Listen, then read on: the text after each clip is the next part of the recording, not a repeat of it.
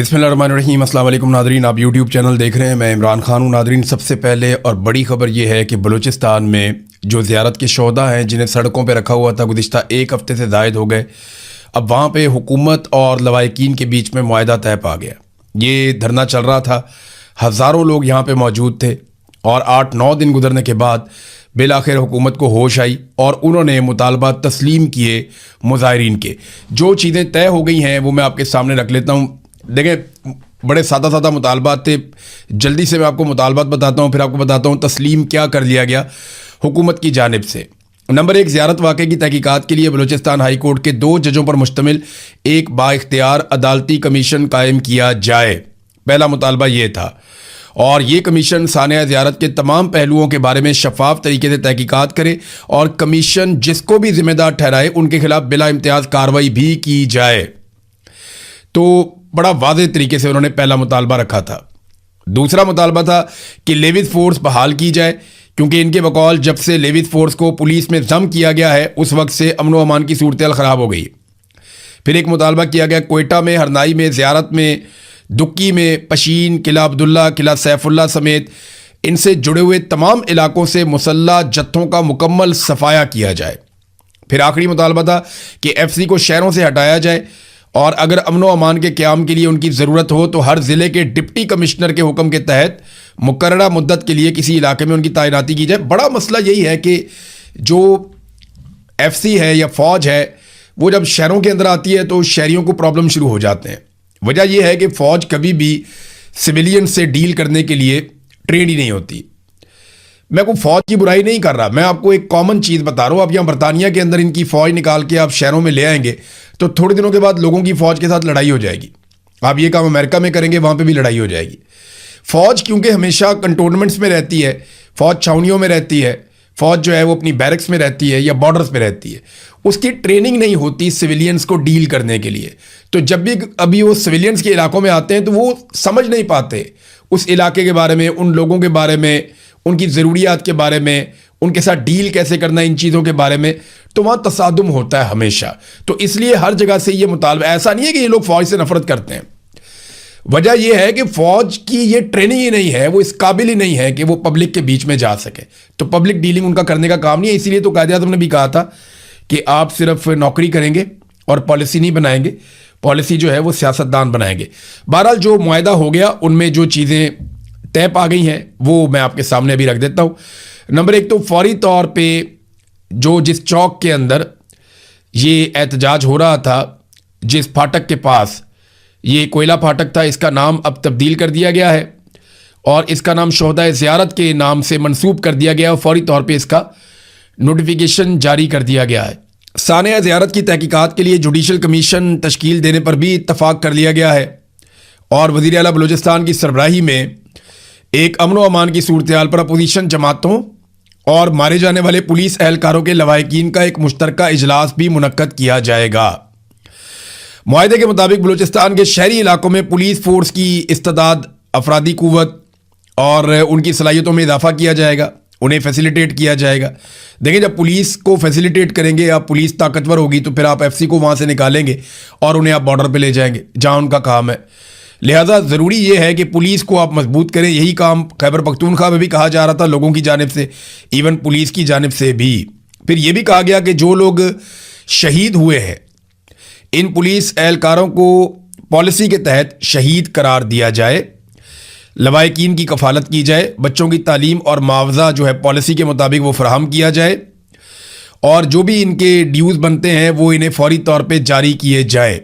ये बहुत ज़रूरी है कि ये सब किया जाए, क्योंकि बाज़ औक़ात जो पिसे हुए तबकात हैं या गरीब पुलिस वाले हैं उनके साथ वैसा सलूक नहीं होता जो दूसरे शोहदा के साथ होता है। तो ये भी उनका एक मुतालबा था, ये फौरी तौर पे पूरा होना चाहिए। तो नाज़रीन, ओवरऑल हुकूमत ने अब मुतालबा तस्लीम कर लिए। ये पहले दिन कर लेते तो इतने दिनों तक शोहदा की लाशें सड़कों पर तो ना पड़ी रहती। बहरहाल देर आए दुरुस्त आए, हुकूमत ने मुतालबा तस्लीम कर लिए। पहले ये ढिटाई पे उतरे हुए थे कि जी हम बात नहीं मानेंगे, हम इसका जुडिशल कमीशन नहीं बनाएंगे, हम इसके ऊपर कोई इंक्वायरी नहीं करवाएंगे, हम जो है वो शोहदा का जो उनका इज़्ज़त और उनकी जो तकरीम है वो उनको नहीं देंगे, लवाहिकीन की बात भी नहीं सुनेंगे। लेकिन वो लोग डट गए। हुकूमत को लगता था 2 दिन, 4 दिन, 5 दिन में ये लोग चले जाएंगे, लेकिन जब दिन काफ़ी बढ़ गए तो फिर हुकूमत को सरेंडर करना पड़ा शोहदा के लवाहिकीन और धरना देने वाले लोगों के सामने। तो अब जो शोहदा हैं उनकी तदफीन होगी। लेकिन अफसोसनाक सूरत हाल ये है कि बलूचिस्तान में इस वक्त भी जबरी गुमशुदगियों का सिलसिला जारी है। चंद सहाफ़ी जो हैं वो भी गायब हो गए हैं। चंद नौजवान, यानी रोज़ाना दो तीन खबरें आती हैं कि नौजवान बलूचिस्तान से लापता कर दिए जाते हैं। और ये जो जबरी गुमशुदगियाँ हैं इनका सिलसिला पहले भी जारी था, लेकिन अब बहुत तेज़ कर दिया गया है। अहमद फरहाद साहब, जिन्हें आज़ाद कश्मीर में गिरफ्तार किया गया था, उनके बारे में कुछ समझ नहीं आती, तो इतलात आती रहती हैं। हुकूमत ने किस चक्कर में उन्हें जेल में रखा हुआ ये भी पता नहीं चलता, क्यों उन्हें गिरफ्तार रखा हुआ ये भी पता नहीं चलता, कौन सा ऐसा उन्होंने जुर्म कर दिया सवाए इसके कि वो अपने लोगों के हक के लिए बात करते हैं आइन और कानून के दायरे में रहते हुए। तो अहमद फरहाद साहब की सेहत काफ़ी ख़राब हुई है, इसके बारे में कुछ सहाफ़ी मुझे बता रहे थे और वो ये कह रहे थे कि उनकी तबीयत काफ़ी ख़राब है, उनको रिहाई मिलनी चाहिए ताकि वो अपना इलाज करवा सकें। लेकिन दबाव उन पर यही है कि आप एक वीडियो बना दें और घर चले जाएं। बहरहाल अहमद फरहाद साहब ने अभी तक कोई वीडियो नहीं बनाई। मेरे ख्याल में वीडियो बना के जान छुड़वाएं, बाहर निकल के अपना इलाज करवाएं और उसके बाद जो है फिर आप अपना मौक़िफ़ दें। सारी दुनिया को पता है कि एक्चुअली आपके साथ क्या हो रहा है। आप अगर वीडियो बना भी देंगे ना, कोई अगर अहमद फरहाद साहब वीडियो बना देंगे या कोई वीडियो बना देंगे वो जो शौकत नवाज मीर साहब हैं, इससे कोई फ़र्क नहीं पड़ेगा। लोगों को पता है ज़बरदस्ती बनवाइए, पकड़ के बनवाइए। इंसान लोहे का तो नहीं बना हुआ होता, इंसान कोई बहुत मजबूत, कोई स्टील का बना हुआ तो नहीं होता। आप मुझे दे दें कोई भी एक जर्नैल और दें मुझे एक हफ्ते के लिए, मैं वीडियो रिकॉर्ड करवा दूंगा उससे, जो वीडियो आप कहेंगे मैं रिकॉर्ड करवा दूंगा। यहाँ तो लोग 4-4, 5-5 महीने गायब कर दिए जाते हैं ना, तो आप दें कोई बंदा उसे वीडियो रिकॉर्ड कर देगा। इंसान को आप मारते रहें, एक वक्त आता है आप उसकी फैमिली को भी मजबूर करें, आप सबको मजबूर करें, आप उसके बच्चों को मजबूर करें, तो अल्टीमेटली आदमी टूट जाता है। तो उससे वीडियो बनवाई जा सकती है, ये बहुत मुश्किल होता है। मैं जानता हूं कितना मुश्किल होता है। अहमद फरहाद साहब इस मुश्किल से इस वक्त गुजर रहे हैं, शौकत नवाज मीर साहब भी इस मुश्किल से इस वक्त गुजर रहे हैं। मैंने इसका सामना किया, मैं इसलिए जानता हूं। लिहाजा कोई यकीन नहीं करेगा, अगर आपने कोई वीडियो बना भी दी तो कोई नहीं मानेगा ये ज़बरदस्ती बन रही है। नादरीन, कश्मीर में क्योंकि अहमद फरहाद साहब वहाँ गिरफ्तार हुए हैं, वहाँ मैं आपको ले जाता हूँ कश्मीर में सूरत हाल क्या है। दरअसल हुआ क्या मैं आपको बताता हूँ। जो ओवरसीज बीच में बंदे डाले गए ना, उन्होंने आकर कहा कि जनाब हमें भेजा है आसिम मुनीर साहब ने और आसिम मुनीर साहब का मैंडेट हम लेकर आए। तो जॉइंट अवामी एक्शन कमेटी, क्योंकि एक कलदम जमात अब करार दिया जा चुका है उसे, तो उन्होंने एक मद्दे अमली के तहत ये बात पब्लिक कर दी कि आसिम मुनीर साहब को हमने खत लिखा था, तो उसके जवाब में उन्होंने जनाब बंदा भेज दिया है और हम उनके साथ बातचीत कर रहे हैं। लिहाजा हमने अपना लॉन्ग मार्च मुलतवी कर दिया है और अब हम यहाँ पे धरने पे बैठे हैं और इंतज़ार करेंगे 22 तारीख तक। अब जब मेरा राब्ता हुआ उन लोगों से, वो कहते हैं जी हमारे साथ जो कुछ हुआ वो सारा कुछ हम बताएंगे, हमारे साथ जो वादे और दावे किए गए और जिस जिसका नाम लिया गया हम वो भी बताएंगे, लेकिन हम 22 तारीख तक इंतज़ार करेंगे। अगर 22 तारीख तक हमारे मुतालबात तस्लीम कर लिए गए और कश्मीरियों को उनके हकूक़ मिल गए तो फिर सूरत हाल कुछ और हो जाएगी। लेकिन अगर 22 तारीख तक सूरत हाल जूं की तूं रहती है और इसी तरीके से डिटाई दिखाई जाती है, तो ना सिर्फ हम हकायक सामने रखेंगे बल्कि हम अपने अगले लायामल का ऐलान भी करेंगे। तो ये आसिम मुनीर साहब के साथ प्रॉब्लम एक ये भी बन गई ना कि वो कलदम जमात करार दिया गया उसको, और उसके साथ अगर वो अपने नुमाइंदे भेजकर बातचीत करेंगे तो ये एक और इशू बन जाएगा। लिहाजा फौरी तौर पर इसीलिए तरदीद भी करवाई गई। बिलावल जो है वो कश्मीर से वापस आ गए हैं। जो मिशन नूरा कुश्ती है बिलावल का, वहाँ पे PMLN और पीपल्स पार्टी की नूरा कुश्ती, वो नाकाम हो गया क्योंकि PMLN आई नहीं सामने और बिलावल अपोजिशन होने का ड्रामा कर रहे थे। हालांकि वो वहाँ पे हुकूमत में है, बिलावल के पास आज़ाद कश्मीर की हुकूमत है। ये जितनी पाबंदियाँ लगी हैं, सरों के ऊपर इनाम रखे गए हैं, जितनी फोर्सेज वहाँ पे बुलाकर कत्लेआम किए गए हैं, ये सब बिलावल की मर्जी से हुआ। और बिलावल की पार्टी पाकिस्तान पीपल्स पार्टी, जिसकी हुकूमत भी आज़ाद कश्मीर में, उन्होंने ये सारा कुछ जुल्म वहाँ पे आज़ाद कश्मीर में किया। बहरहाल बिलावल 3 दिन तक रहे आज़ाद कश्मीर में और मुजफ्फराबाद में जलसा किए बगैर या कोई कॉर्नर मीटिंग किए बगैर मुजफ्फराबाद से वो वापस आ गए बिलावल। हो सकता है दोबारा चले जाएं, कोई इस्टेब्लिशमेंट से इजाज़त मिल जाए। लेकिन जो इन्फॉर्मेशन आ रही है वो ये आ रही है कि लोगों में गर्मजोशी कोई नहीं है और आज़ाद कश्मीर के लोग इन इंतखाबात में बिल्कुल दिलचस्पी नहीं ले रहे। और बिलावल को इस बात का भी आइडिया है कि लोगों की तरफ से रद्द-ए-अमल आ सकता था। बहुत मुमकिन है किसी जगह पे कोई बंदोबस्त किया जाए, कोई माहौल बनाया जाए और वहाँ पे बिलावल जरदारी को हेलीकॉप्टर के ज़रिए से उतार कर कोई एक इंडोर किस्म का या एक मखसूस बंद माहौल के अंदर सिक्योरिटी के हिसार में एक आधा जलसा और करवा दिया जाए बिलावल का, ताकि पीपल्स पार्टी को कश्मीर में हुकूमत बनाकर दी जा सके। लेकिन अभी ऐसा कुछ दिखाई नहीं दे रहा। देखिए ना, पीएमएलएन तो आई नहीं मैदान में। नवाज शरीफ, जिनके बारे में कहा जाता है पाकिस्तान का 3 दफ़ा वज़ीर आज़म भी हो रहे हैं, उनके बारे में कहा जाता है उससे बड़ा लीडर कोई नहीं है, तो नवाज शरीफ आज़ाद कश्मीर में आ भी नहीं सके। इससे पहले वो गिलगित बल्तिस्तान में आए नवाज शरीफ साहब, लोगों ने बिल्कुल रिस्पॉन्ड नहीं किया और मियाँ साहब को गिलगित बल्तिस्तान का दौरा अधूरा छोड़कर जाना पड़ा। अब मियाँ साहब जो है वो आज़ाद कश्मीर आ ही नहीं पा रहे। नवाज शरीफ को इस वक्त कंपेन के लिए आज़ाद कश्मीर जाना चाहिए था। कुछ अर्सा पहले उन्होंने आज़ाद कश्मीर के लोगों से मुलाकात की, जब टिकटों की तकसीम हो रही थी तब भी उन्होंने बातचीत की, और मियाँ नवाज शरीफ ने आज़ाद कश्मीर के लोगों को कहा कि मैं खुद आऊँगा आपकी कंपेन चलाने के लिए। अब वो बार बार बुला रहे और मियाँ साहब किधर गायब हैं, किसी को कुछ पता नहीं। मियाँ साहब आज़ाद कश्मीर कंपेन के लिए जाने की बजाय इधर उधर की गेम कर चुके हैं और मियाँ साहब नहीं जा रहे आज़ाद कश्मीर, क्योंकि उन्हें आइडिया है कि वहाँ पे लोग टमाटर मारेंगे या वहाँ पे लोग ऐसी बेइज्जती करेंगे या पब्लिक रिस्पॉन्ड नहीं करेगी तो एक नई मुसीबत बन जाएगी। सिक्योरिटी इश्यूज हैं, बिलावल भी आगे, हो सकता है बिलावल को दोबारा मौका मिल जाए क्योंकि बिलावल को वहाँ पे हुकूमत भी बनाकर देनी है। फजलुर रहमान साहब के हवाले से जो एक उनकी और एस्टेब्लिशमेंट की नूरा कुश्ती चल रही है वो अभी जारी है। देखिए, मैं नूरा कुश्ती उसको क्यों कह रहा हूँ, उसकी वजह यह है कि फजलुर रहमान साहब ने अभी तक फॉर्म 47 पर मिलने वाली जो जाली नशिस्तें हैं वो वापस नहीं की। ना उन्होंने एमएनए की सीटें छोड़ी हैं जो उनको जाली दी गई फॉर्म 47 पे, ना उन्होंने सेनेटर्स की वो सीटें छोड़ी हैं जो जाली सीटों के ज़रिए से उनको मिली, और ना उन्होंने सूबाई असम्बली की सीटें छोड़ी हैं, और ना ही फजलुर रहमान साहब ने वो मखसूस नशिस्तें वापस की हैं जो पाकिस्तान तहरीक इंसाफ से माले गनीमत के तौर पर छीन कर इस जाली सरकार ने और एस्टेब्लिशमेंट ने फजलुर रहमान साहब को तोहफे में दी थी। तो फजलुर रहमान साहब अगर तो वो चाहते हैं कि ये समझा जाए, ये मान लिया जाए कि फजलुर रहमान साहब एंटी एस्टेब्लिशमेंट हैं, तो फिर फजलुर रहमान साहब को फौरी तौर पे वो तमाम चीज़ें वापस करनी होंगी जो एस्टेब्लिशमेंट ने तोहफे के तौर पे फजलुर रहमान साहब को दी हुई हैं। चीज़ें वापस करें ताकि लोग ये समझें कि फजलुर रहमान साहब इनकलाबी हो चुके हैं। लेकिन अगर इमरान खान का मुकाबला करना है तो फजलुर रहमान को बहुत लंबा सफ़र तय करना पड़ेगा। हो सकता है आजकल में फजलुर रहमान पे कोई मुकदमा दर्ज कर दिया जाए, हो सकता है गिरफ्तार कर लिया जाए, हो सकता है थोड़ा प्रेशर डाला जाए और फजलुर रहमान को हीरो बनाने की कोशिश की जाए मजीद। लेकिन लोग पता कब मानेंगे? लोग तब मानेंगे जिस दिन फजलुर रहमान को और उनके सारे भाइयों को नाअहल कर दिया जाएगा, उनके बेटे को इलेक्शन के लिए नाअहल कर दिया जाएगा।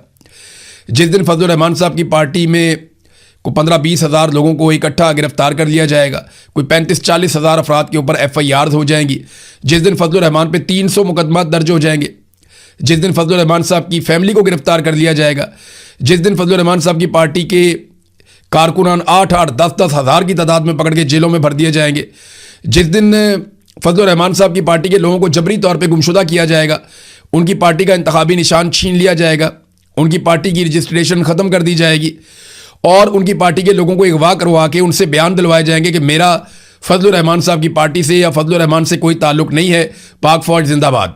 जब इस किस्म के बयानात आएंगे तो फिर हमें लगेगा कि शायद अब फजलुर रहमान साहब इमरान खान साहब वाले रास्ते पे चल रहे हैं या वो इनकलाबी बनने जा रहे हैं। जिस दिन फजलुर रहमान समेत उनकी सीनियर क़यादत सारी की सारी जेल में चली जाएगी ना, जब फजलुर रहमान साहब को जेल में बिल्कुल ऐसे रखा जाएगा जैसे एक कैद तन्हाई है, फजलुर रहमान साहब किसी को मुलाकात नहीं कर पाएंगे, ना उनकी आप तस्वीर देख पाएंगे, ना आप उनकी वीडियो देख पाएंगे, ना आप फजलुर रहमान साहब का कोई आवाज़ सुन पाएंगे, तो फिर ऐसा महसूस होगा कि जैसे फजलुर रहमान साहब अब इनकलाब के रास्ते पे चले। तो फजलुर रहमान साहब के लिए मशवरा ये है कि ये बहुत लंबा और कठिन सफ़र है, आपसे नहीं होगा। आपने बड़ी पुरसाइश ज़िंदगी गुजारी है, आप स्टेटस को का हिस्सा है, आपके बड़े अच्छे ताल्लुकात हैं सबसे, आप ताल्लुकात बनाकर रखें, लोग आपकी बातों में नहीं आएंगे। ये नूरा कुश्ती कुछ भी नहीं बेचती। अगर आपने इमरान खान बनना है तो इमरान खान वाली कुर्बानियां आपको देनी पड़ेंगी। नंबर 2, अगर आप ये कहते हैं कि आप इनकलाबी बन गए हैं तो मिलिट्री एस्टेब्लिशमेंट की तरफ से दिए गए तोहफे यानी फॉर्म 47 की सारी सीटें, चाहे वो सेनेट की हैं, कौमी असम्बली की हैं, सूबाई असम्बली की हैं या मखसूस नशिस्तें हैं, वो सारी नशिस्तें आप वापस करें और साथ ही साथ आप 26वीं और 27वीं आईनी तरमीम के लिए और पाकिस्तान में रजीम चेंज ऑपरेशन करने के लिए इमरान खान साहब से और पूरी कौम से माफ़ी मांगें। तो फिर तो फजलुर रहमान साहब बात बन जाएगी। देखिए, फजलुर रहमान साहब की जगह जो असल में बंदा लड़ाई लड़ गया ना, वो जावेद हाशमी साहब है। जावेद हाशमी साहब को गिरफ्तार किया गया, 79 साल उनकी उम्र है, यानी 80 साल के होने वाले हैं। उनकी सालगिरह का दिन था और जिस दिन उनकी सालगिरह थी उस दिन जावेद हाशमी साहब को उनके घर से गिरफ्तार किया गया। ये आदमी वाकई अपने ज़मीर का कैदी है, ये वाकई एस्टेब्लिशमेंट का बागी है और मुज़ामत का एक मीनार है। जावेद हाशमी। आप देखें ना, नवाज शरीफ कितना बदकिस्मत है। इस आदमी ने, नवाज शरीफ जब मुल्क छोड़ के चला गया डील करके परवेज मुशर्रफ से, तो ये आदमी तब भी डटा रहा, ये खड़ा रहा नवाज शरीफ के साथ, इसने लंबी जेलें काटी। लेकिन आज उसी नवाज शरीफ की बेटी की हुकूमत है पंजाब में, और भाई की हुकूमत है वफाक में, और उसी जावेद हाशमी को उसके घर से गिरफ्तार किया जाता है। कमाल नहीं कर दिया नवाज शरीफ ने, नवाज शरीफ की बेटी ने और उसके भाई ने। ये बेफैज खानदान है। ये कल को, अभी ये बाजवा के खिलाफ बोलते हैं, इससे पहले औरों के खिलाफ बोलते थे, मुशर्रफ के साथ डील की, फिर मुशर्रफ के खिलाफ बोलते रहे। अभी ये कल को आसिम मुनीर के खिलाफ भी बोलेंगे। आजकल तो ये हर वक्त ये कहते हैं ना, आसिम मुनीर ये हैं वो हैं, कल को ये आसिम मुनीर के खिलाफ भी बोलेंगे। आप ये याद रखिएगा। जावेद हाशमी साहब ने जो आखिरी ट्वीट किया, वो ट्वीट जावेद हाशमी साहब का जर्नैलों के बारे में था, और उन्होंने कुछ मिसालें देकर याया खान की या बाकी जर्नैलों की उन्होंने बताया किस तरीके से पाकिस्तान को तबाह बर्बाद किया गया, और उन्होंने कहा कि आज भी उसी रास्ते पे आप लोग चल रहे हैं। तो उसके बाद अचानक से फिर गिरफ्तारी के लिए सारा सिस्टम मुतहर्रिक हो गया, और बिलाखिर जावेद हाशमी साहब को गिरफ्तार कर लिया गया। अगर कोई इस वक्त इनकलाबी है तो जावेद हाशमी है, मौलाना फजलुर रहमान नहीं है। 1000 मौलाना फजलुर रहमान निकलते हैं एक जावेद हाशमी में से, और जावेद हाशमी अपने मुंह से कह चुके हैं कि जो तकलीफें और जेल इमरान खान ने काटी है, मैंने कभी नहीं काटी, या इतनी तकालीफ तो हमने भी कभी नहीं देखी। नाज़रीन, पेट्रोलियम मसनूआत की कीमतों में इजाफा कर दिया गया। लगे हाथों में आपको बता देता हूं कितना इजाफा किया गया, कैसे इजाफा किया गया। एक नया फार्मूला लेकर आई है हुकूमत। एक तो जो डीजल है उसकी कीमत में इजाफा किया गया 31 रुपए से जायद, और पेट्रोल 5.5 रुपए। तो 31 रुपए से जायद डीजल की कीमत में इजाफा किया गया उस वक्त जब किसान को डीजल की जरूरत होती है। बहरहाल इन्होंने इजाफा कर दिया और आम आदमी की कमर में एक और छुरा घोंप दिया। लेकिन एक नया काम भी किया इन्होंने किया यह कि अब रोजाना की बुनियाद वाला फार्मूला है। यानी पहले तो यह होता था ना कि 15 दिन के बाद पेट्रोलियम मसनूआत की कीमतें कम होंगी या ज्यादा होंगी तो उसका फैसला हो जाता था, लेकिन अब रोजाना की बुनियाद पे यह फैसला हुआ करेगा।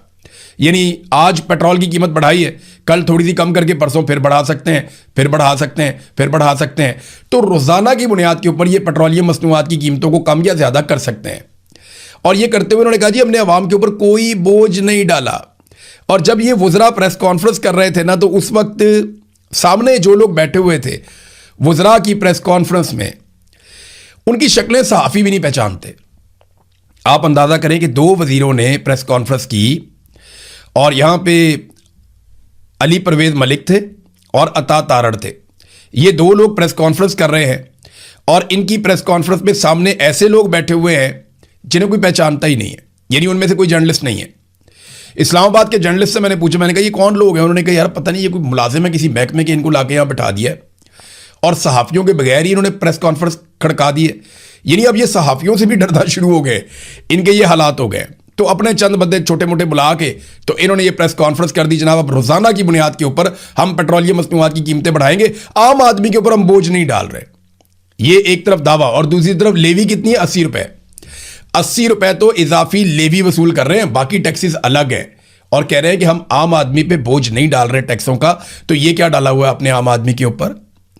तो अब ये करेंगे ये कि आलमी मंडी में जैसे ही थोड़ी सी कीमत बढ़ेगी ना, उसी दिन पाकिस्तान में बढ़ा देंगे, और जैसे ही आलमी मंडी में कीमत कम होगी ना, तो ये कहेंगे जी 15 दिन बाद पेट्रोल आएगा, हम कम करेंगे।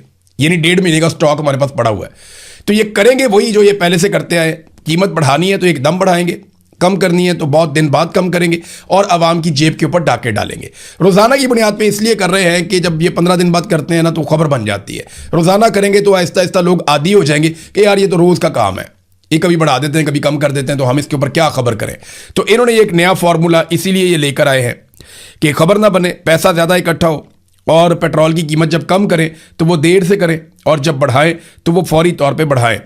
मुराद सईद का एक ट्वीट आया नाजरीन, उसमें जो लुब्बे लुबाब है ना, वो ये है कि हम ये समझते थे कि इस वक्त जो हुकूमत बनी हुई है खैबर पख्तूनख्वा में, सवेल अफरीदी की या मीना खान अफरीदी या बाकी लोग जितने भी हैं, शाहिद खटक वगैरह, ये सब लोग, ये मुराद सईद की टीम है, हमें ये लगता था। लेकिन आज मुराद सईद ने एक जुमले में ये बात क्लियर कर दी कि उनका इनसे कोई राब्ता नहीं है, और जो गिले शिकवे उन्होंने किए हैं अपने इलाके की एक यूनिवर्सिटी कैसे ज़मीन पे कब्जा हुआ, किस तरह वो छुड़वाया गया, कैसे वहाँ पे मिलिट्री आके बैठ गई, वो सारी चीज़ें, और किस तरह जर्नैल उन पे दबाव डालते रहे कि जनाब आप ठेका हमें दे दें। रिटायर्ड जर्नैल उन्हें कहते रहे जी ठेका आप हमें दें और हम बड़े अच्छे तरीके से करेंगे। तो मुराद सईद ने कहा जी ये तो मेरा काम ही नहीं है, ये तो कानून और आइन के मुताबिक होगा। लेकिन आपको पता है कि पाकिस्तान में सारा कुछ उन्हीं के लिए है जिनके पास डंडा है, मिसाल के तौर पे ये पीआईए वाली मिसाल मैं आपको दे देता हूं, ये बड़ी इंटरेस्टिंग है। पीआईए के जिम्मे 4.5 अरब रुपए के टैक्स और जुर्माने और सरचार्ज माफ कर दिए गए। आप देखें कैसा मजा आ रहा है ना आपको। 10 अरब रुपए का पीआईए पहले बेचा, 14 अरब रुपए से जायद की प्रॉपर्टी साथ दे दी, और अब उसके 4.5 अरब रुपए के जुर्माने, टैक्सेस और जो सरचार्ज हैं वो भी माफ कर दिए गए। तो देखें ना, जब आप किसी को तोहफा देते हैं तो ऐसे देते हैं। फौजी फाउंडेशन और उनके दीगर साथी पीआईए को ले गए। अब जब से उन्होंने लिया है, पीआईए पे नवाजिशात, अनायात, सब कुछ उनको दिया जा रहा है। और बाकी एयरलाइंस इसका मुकाबला कैसे करेंगी? ये भी एक प्राइवेट एयरलाइन है, बाकी भी प्राइवेट एयरलाइंस है।